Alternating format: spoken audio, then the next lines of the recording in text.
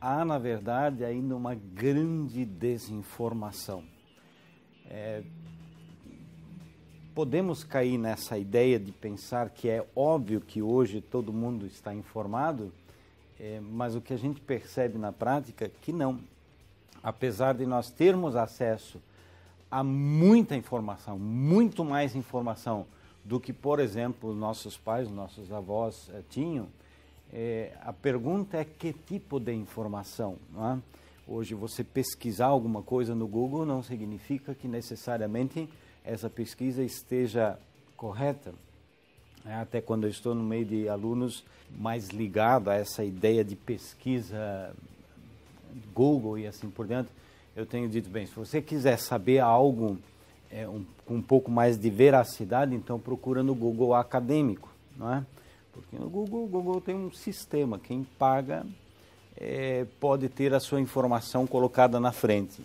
Então, essas informações, as primeiras informações que a gente tem acesso, não necessariamente são informações científicas que transmitem uma verdade, né?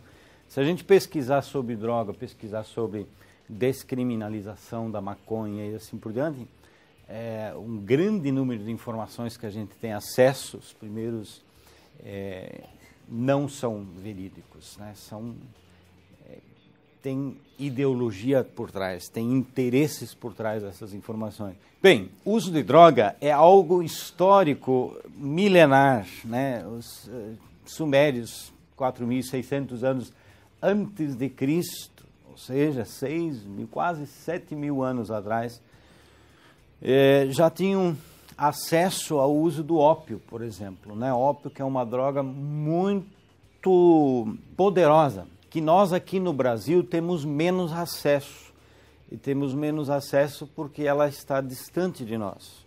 É uma droga cultivada na Ásia, então trazer essa droga para cá significa uma logística financeira que não é tão interessante, tão fácil assim.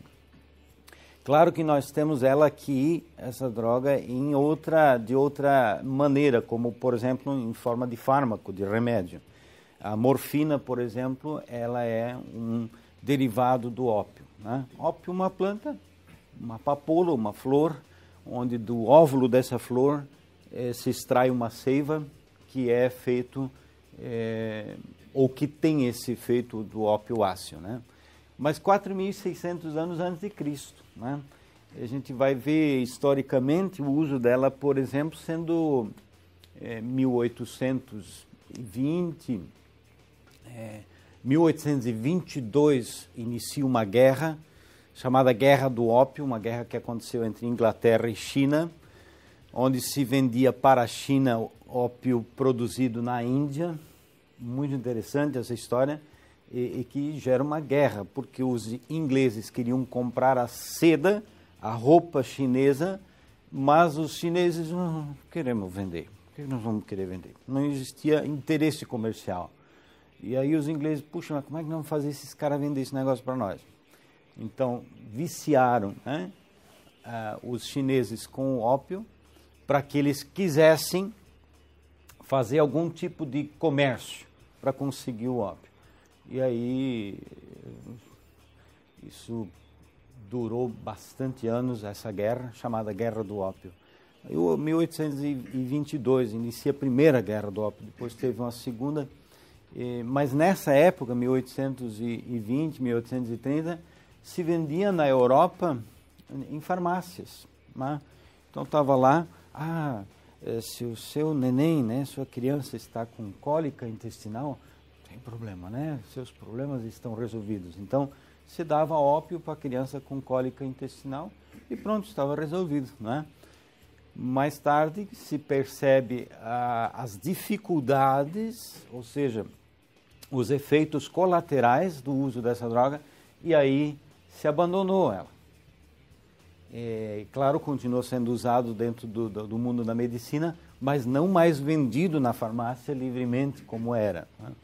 Assim nós vamos ver que também a cerveja, por exemplo, 4.400 anos atrás, o vinho também, os egípcios, né, já tinham domínio sobre sobre esses tipos de produto. Então, quando nós falamos de droga, nós estamos falando de algo milenar. Não é coisa do século XXI. A gente pode achar, puxa, mas nunca... O que aconteceu no século XXI foi a democratização da droga. Essa palavra talvez vocês vão ouvir ela em outros momentos, é o que está se usando bastante. O que acontece?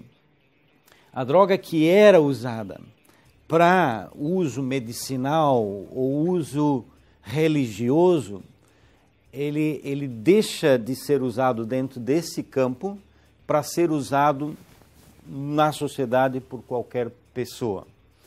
E isso se inicia pós-revolução industrial, porque a droga passou a ser um produto de interesse, e por ser de interesse ele pode ser comercializável. E se um produto traz para a pessoa algum tipo de prazer, isso se torna um mercado bem interessante. Quanto mais prazer, mais interessante, não é? Então, qualquer produto que cause prazer, comida, por exemplo, não é? Você se deparar, para algumas gerações, né, principalmente as gerações mais recentes, você se depara com um grande M amarelo, esse M amarelo, ele fala com você, não é? Então, a pessoa tem todo um sistema sináptico que é acionado no momento que você se depara com isso. Bem, o pessoal descobre que a droga ela pode ser comercializada e que dá para ganhar dinheiro com isso. Então, enquanto a droga ela estava dentro daqueles espaços, você não tinha, por exemplo, você não ouvia falar de problemas de dependência química. Nós não temos registros históricos de dependência química. Não tem. Nós passamos a ter registro de dependência química pós-revolução industrial. Você tem relatos, até na Bíblia você vai ler, por exemplo, que Noé, depois do dilúvio, andou tomando um porrete, saiu pelado, aquele negócio todo lá. Está na Bíblia, né? Mas você não vai ler que ele se tornou dependente do álcool. Né? A dependência química ela se tornou uma realidade pós-revolução industrial, claro, porque você tem acesso a uma grande quantidade. O acesso não é mais naquela lua daquele mês que você ia ter aquele rito religioso, alguma coisa assim. Você passa a ter acesso a essa droga diariamente, se tiveres dinheiro. Né? Se não tiver dinheiro, existem mecanismos, sistemas para conseguir dinheiro. Né? Então, por exemplo, existiu o alambique artesanal. O alambique artesanal fazia ali 20 litros de cachaça por ano. E só iria fazer outros 20 litros na próxima safra de cana, ou assim por dentro, né? Então, a pessoa que comprava o litro de cachaça, ele levava esse litro de cachaça para casa, colocava junto no altar, né? Tinha o altar na casa, né? Então, em algum lugar ali no cantinho, se colocava o litro de cachaça para tomar um gole lá uma vez e outra, quando pegasse uma chuva, né? Quando ia buscar lá o trato para as vacas, alguma coisa assim. E era um problema, não. Agora, quando a indústria começa a produzir, em vez de 20 litros, 20 mil litros ou 20 milhões de litros, aí se tornou um problema. Então, existe uma separação histórica de uso de droga antes da Revolução Industrial e pós-Revolução Industrial. E isso também significa que houve uma mudança na fala, na conversa. Então, hoje, por exemplo, você ouve facilmente ouve, é normal. Bem, o que é normal? Passamos a entender algumas coisas como normais, mas será que realmente são normais? Por exemplo,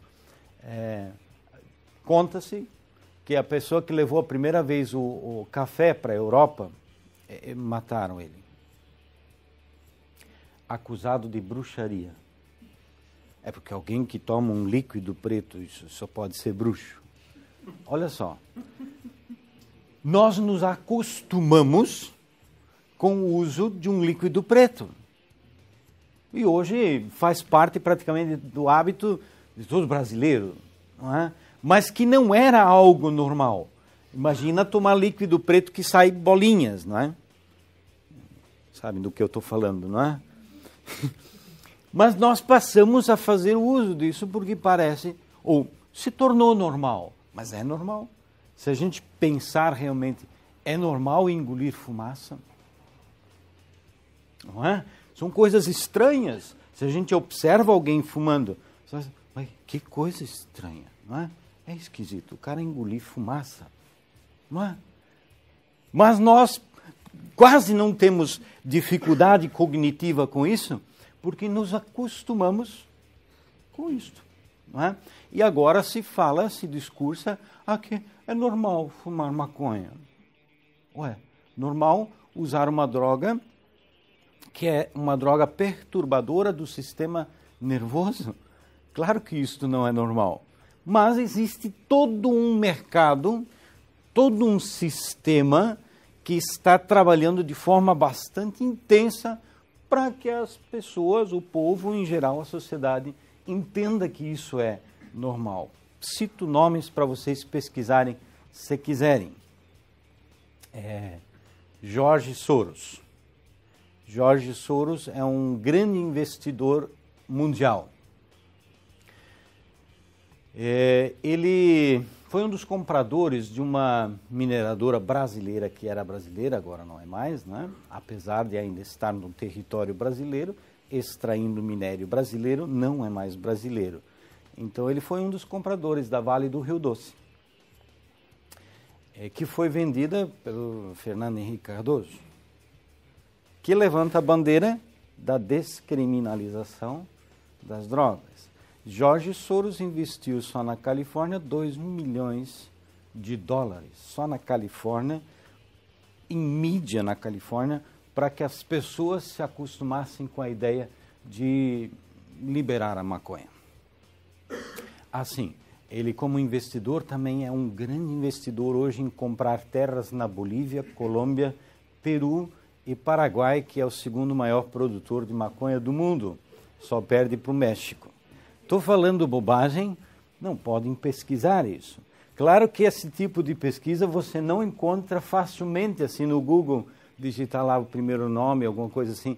Tem que dar aquela fuçada para ir encontrando e fazendo as relações. Muito interessante. O George Soros também é dono de um site chamado Avaz. Bem, que tipos de pesquisa faz esse site? É interessante observar. Ele também é presidente e fundador de uma ONG chamada Open Society, tradução, Sociedade Aberta, que faz várias pesquisas na área de uso de droga, recreativo,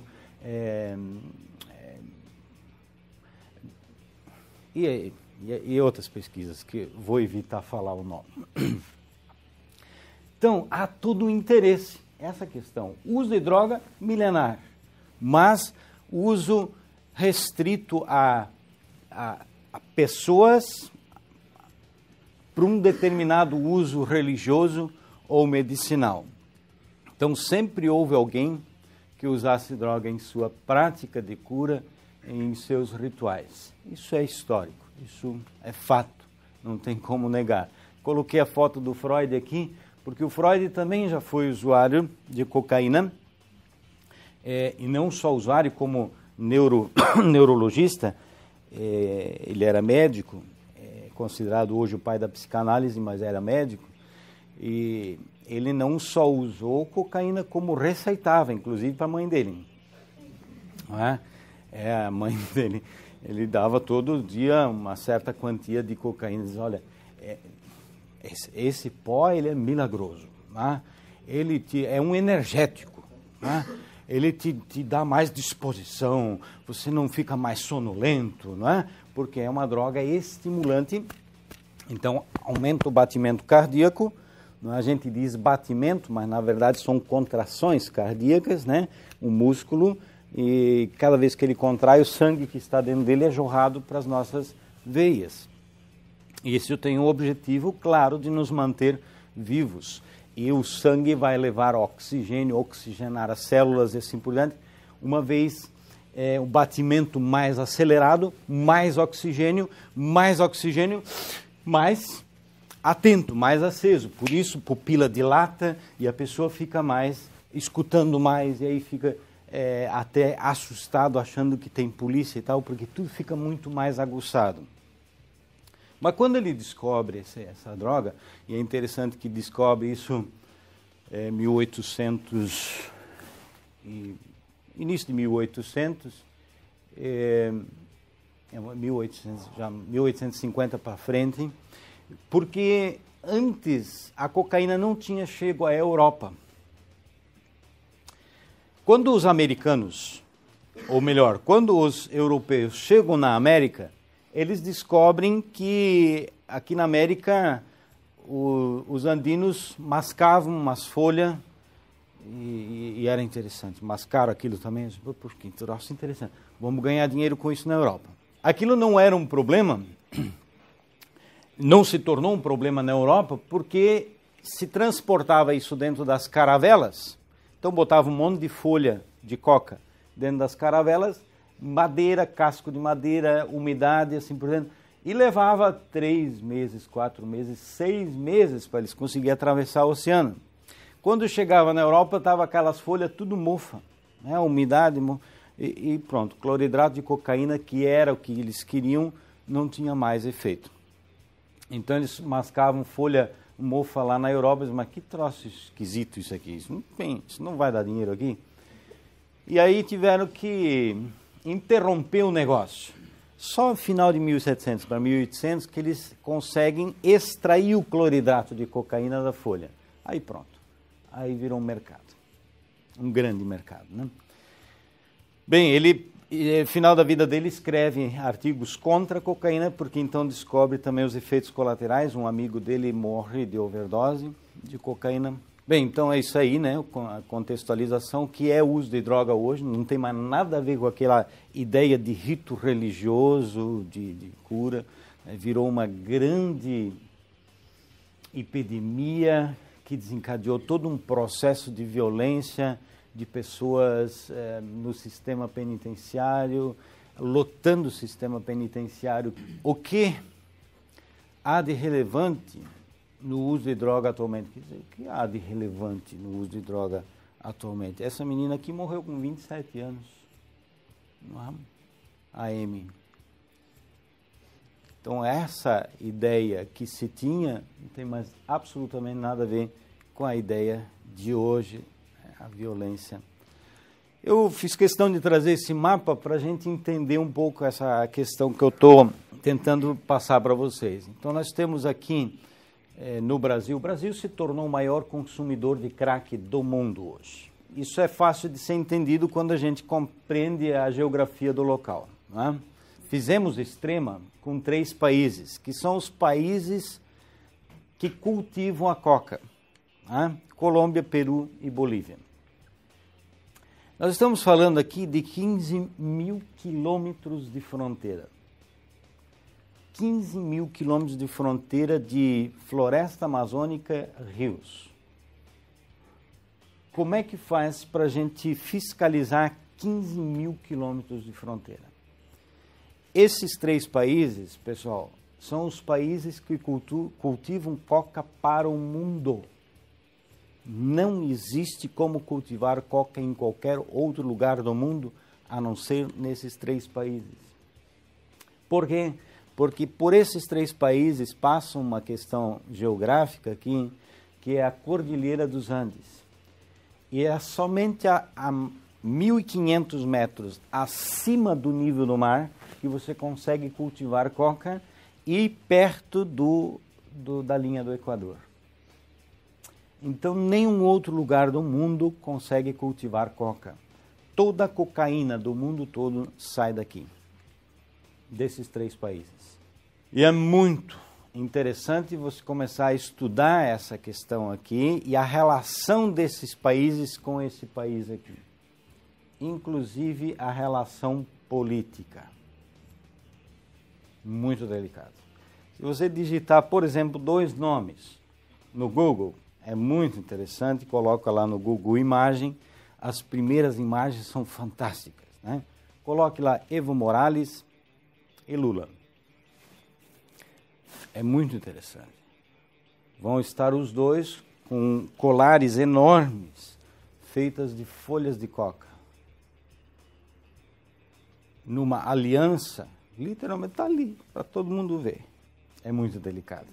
Estamos falando de um mercado extremamente bilionário e onde nós temos governos envolvidos.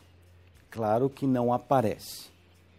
Eu diria que ao lado do governo existe o governo paralelo que comanda todo esse sistema.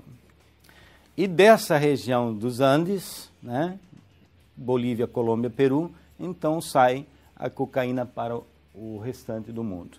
Percebem que este lado de cá tem pouca cocaína. Por quê? Porque nós estamos falando da Ásia, que economicamente fica mais fácil você distribuir o ópio, em forma então de heroína, por exemplo. A heroína ela é um derivado do ópio, né? E a heroína nunca chegou muito para cá, até porque não é interessante, porque comercialmente falando, estamos muito mais perto dos produtores de cocaína e isso significa que é barato. Por isso, uma pedra de crack é R$5 ou R$3, não é? Claro que a cocaína consumida aqui, ela vai estar muito mais cara, porque você já tem toda uma questão de transporte e de logística e aí encarece o uso dessa droga lá. Bem, o uso de droga está sem controle, então a pessoa vai fazer algum ato violento, mas ato violento não significa que ele fez ele por estar sob efeito da droga. Ele fez esse ato violento para consumir a droga, para comprar a droga. Então, na Europa, por exemplo, se usa também muita heroína, né? Chamam de sida e assim por diante. Na Alemanha, por exemplo, né?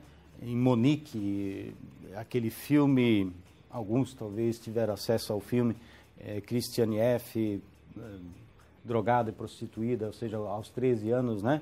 Isso era a realidade da heroína. Então, historicamente, se faz uso de heroína nessa região. Tem problemas sociais idênticos ao Brasil? Idênticos, porque a questão dos delitos, dos roubos, dos furtos, está todo atrelado à ideia da compra dessa substância. É que a abstinência, por exemplo, quando eu estou com falta do uso de heroína, as reações que a pessoa tem no corpo, por exemplo, são de muita dor no corpo, dor muscular, câimbras musculares, né?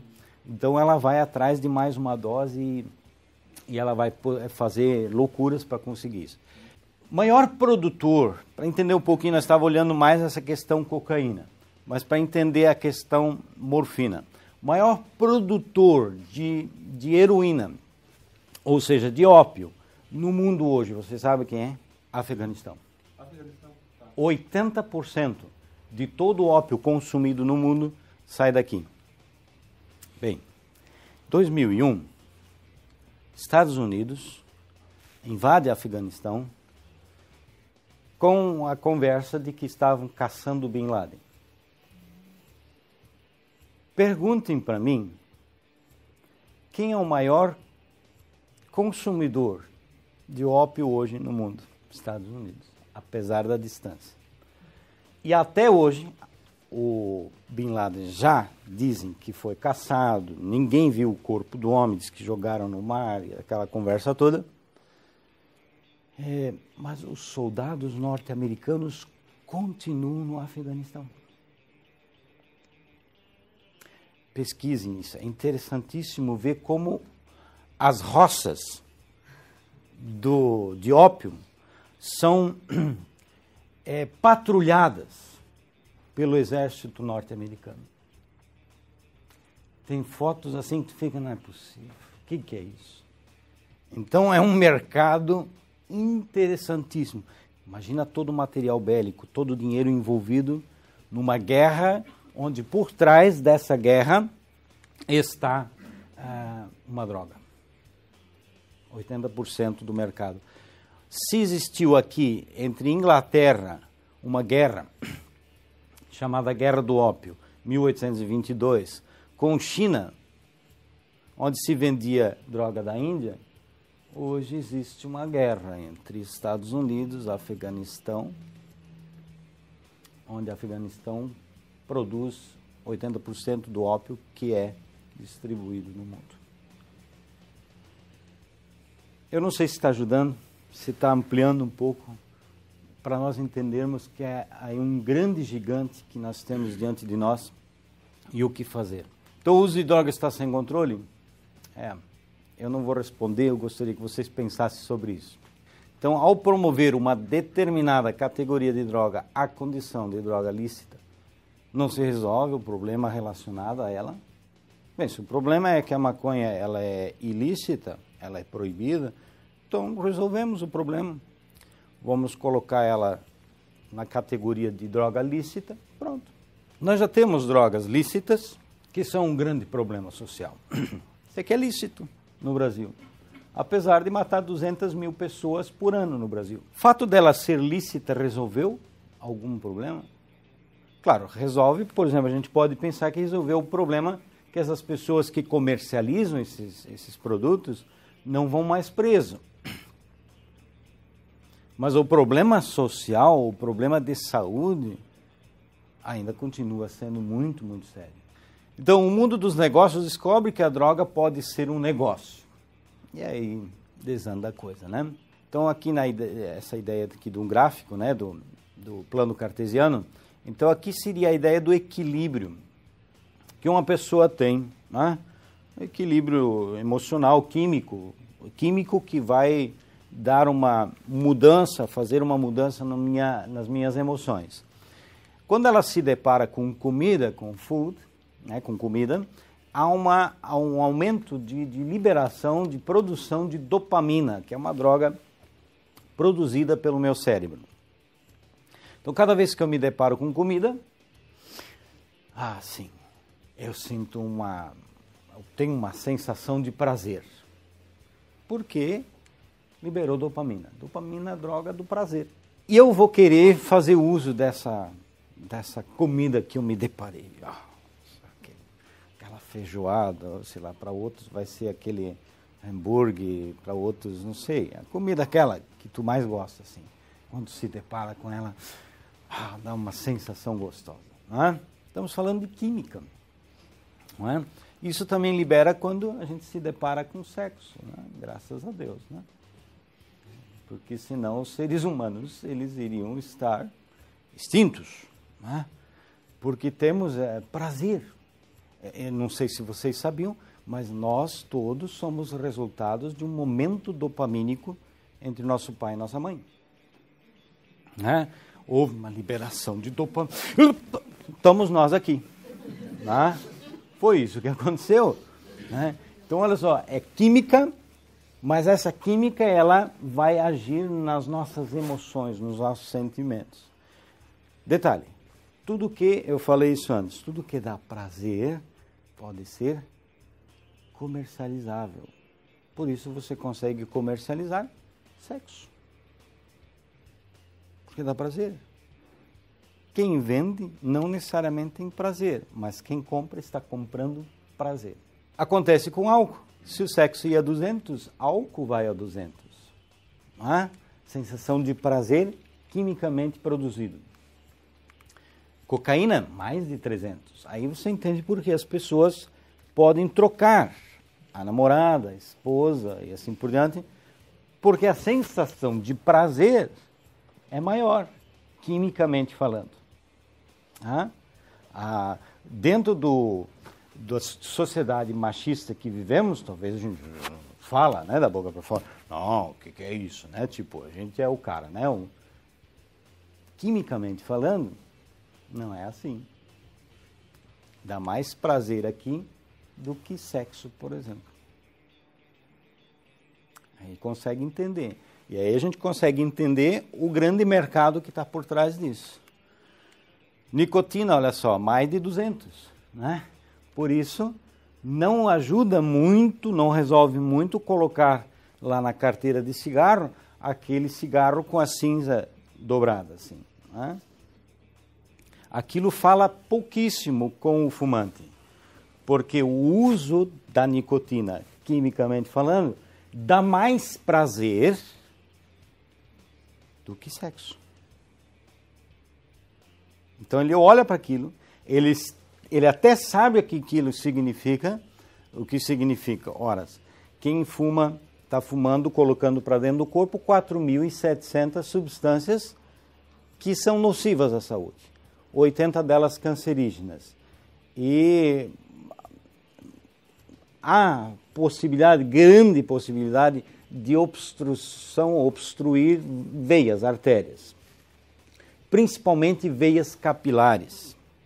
Não é? A gente às vezes acha que vai entupir, o fumo então vai entupir essas veias grossas aqui. Não, são as veias capilares. Essa que eu aperto o meu dedo e já ficou vermelho o meu dedo aqui. Por quê? Porque está cheio de veias capilares, cabelo, tão finas como o cabelo. Não é? E são essas que entopem. Entupindo essas veias não passa sangue, não passa oxigênio. Se não passa oxigênio, células morrem. O pênis, para ficar ereto, aumenta 70% o fluxo de sangue. Esse é o sistema. Esse é o mecanismo. Não é? Não passando sangue, infelizmente. Bem, agora olha o caso do crack. É muito sério, né? Essa questão do uso do crack, a sensação de prazer que dá. É cocaína. Só que a cocaína usada de uma forma diferente. E, por exemplo, a cocaína que as pessoas vão cheirar, né? Grande parte do que vão cheirar vai para o estômago. O estômago, o suco gástrico, neutraliza a cloridade de cocaína. Então, só aquilo que vai ficar nas narinas ou no aparelho respiratório vai sendo absorvido aos poucos pela corrente sanguínea. Isso pode levar a 15 minutos, de 10 a 15 minutos, depois que a pessoa cheirou, até que ela vai começar a ter a sensação da cocaína na corrente sanguínea. Quando ela vai fazer o uso da cocaína fumada, você tem algumas reações diferentes, químicas e físicas. Uma que você vai estar usando fogo. Fogo, calor, é física. Calor dilata as substâncias, as superfícies, né? Então o que acontece? Toda uma porta de entrada para a corrente sanguínea vai ser aberta só com a ideia do calor. Crack não pega fogo como cigarro, a pessoa precisa segurar o fogo ali, né? Por isso vai estar com os dedos tudo queimado. Então ele vai aspirar um ar quente. Ar quente dilata e já entra na corrente sanguínea. O que acontece? 5 segundos e está na corrente sanguínea. Muito rápido. Daí que também algumas pessoas têm estudado isso. Você pode formar uma nova conexão sináptica neuronal num único uso, por causa da intensidade de prazer. Sempre que algo é feito com muita intensidade, nós gravamos de forma muito mais rápida. Por exemplo, se eu perguntar para vocês o que vocês estavam fazendo, talvez um número, outro talvez não vai lembrar, eu às vezes esqueço que eu estou ficando mais experiente, né? Não velho, né? Mais experiente. Então, às vezes, eu uso exemplos que, dependendo do público, não funcionam. Mas eu creio que alguns aqui vão lembrar o que estavam fazendo 11 de setembro de 2000, lá pelas 9 horas da manhã. Quem lembra? O que estava fazendo? Lembramos uma data há tantos anos atrás, não é? O que estava fazendo um dia antes, um dia depois dessa data, dificilmente a gente vai lembrar. É que aquele acontecimento foi um acontecimento tão intenso que a gente gravou, aprendeu. Essa experiência que ela é tão intensa que a pessoa pode aprender num único uso. Essa é a dificuldade. E quando isso é feito ou usado na infância para a adolescência, isso tem uma tendência de ser potencializado. Por quê? Isso aqui é um cérebro de 5 anos de idade, 8, 12, 16, 20 anos de idade. E aqui mostra o amadurecimento desse cérebro, né? Então essas partes azuis aqui são um cérebro já amadurecido. O que nós sabemos hoje, de mais recente, é que um cérebro, para estar totalmente adulto, isto vai acontecer entre 25 e 30 anos de idade. É ali que o cérebro vai estar um órgão completamente amadurecido. Então, tudo que a gente fizer e que atinge diretamente a química do nosso cérebro antes desse amadurecimento é um grave problema. Por exemplo, uso a maconha como exemplo. Estudo feito na Suécia, desde a década de 60, olha só, década de 60 começou essa pesquisa e essa pesquisa continua. Onde eles acompanham pessoas, desde o nascimento até a vida adulta. Então eles acompanharam um número de pessoas que fizeram uso de droga na adolescência. O que a pesquisa mostrou? Que aumenta 310% as chances de desenvolver esquizofrenia quando um adolescente usa maconha. Muito bem. O adulto vai fumar maconha? 0%. Cai a zero. Não há número, não há nenhuma estatística que aponte que desenvolve esquizofrenia. Desenvolve esquizofrenia na adolescência. Por quê? Porque o cérebro está em desenvolvimento. Grande problema. Bem, vamos liberar maconha. Muito bem. É um problema? Não. Não seria um problema se o meu avô fosse usar. Agora, como é que eu faço, como é que o governo vai garantir que nenhum adolescente vai ter acesso a esse tipo de droga? E aí é que está o grande problema. Então, não é um problema liberar. O problema é conseguir garantir que adolescentes não tenham acesso. E adolescentes aqui não podem ser entendidos pessoas com menos de 18 anos. Tem que ser entendido de forma biológica.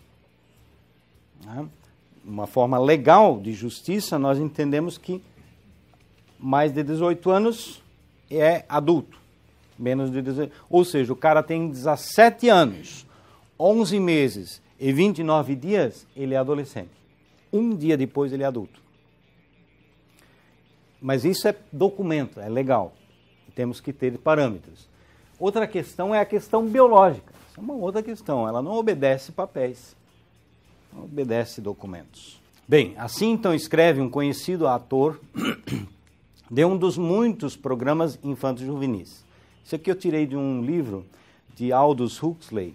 Aldous Huxley escreveu o primeiro livro conhecido dele, chamado Admirável Mundo Novo, em 1931. E isso aqui é um livro que eu tive acesso depois no mestrado, onde ele revisita o Admirável Mundo Novo, esse livro escrito em 31, e isso acontece em 1959, pós-Segunda Guerra Mundial, que é o regresso ao Admirável Mundo Novo. Então, assim escreve o autor, dos muitos programas infantis juvenis. As crianças, diz o autor, são registros vivos e falantes daquilo que lhes narramos todos os dias.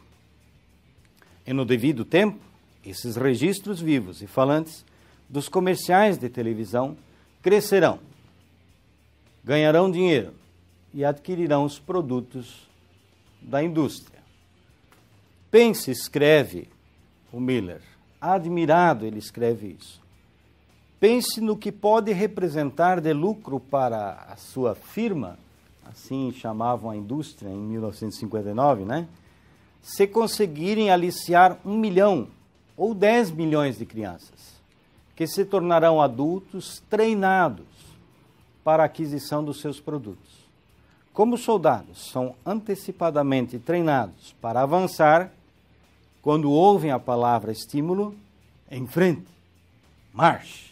Assim, a indústria do álcool, a indústria da droga ilícita, tem treinado a sociedade para fazer uso de drogas que nós não precisaríamos usar. Era um problema a bebida alcoólica no início de 1900? Não. Se a gente pensar no Ford T, que chegava a 20 km por hora, então o cara bêbado dirigindo um Ford T não tinha muito problema, não é? Agora, o uso do álcool dentro da modernidade, onde você pega um carro a 120, 130, 150, 200 km por hora, bem, o álcool e o trânsito se tornou um problema. Então, não era um problema, mas passou a ser um problema grave. Mas para a gente pensar um pouco, então, o que era uso religioso, medicinal, o que se tornou. Muito obrigado, pessoal.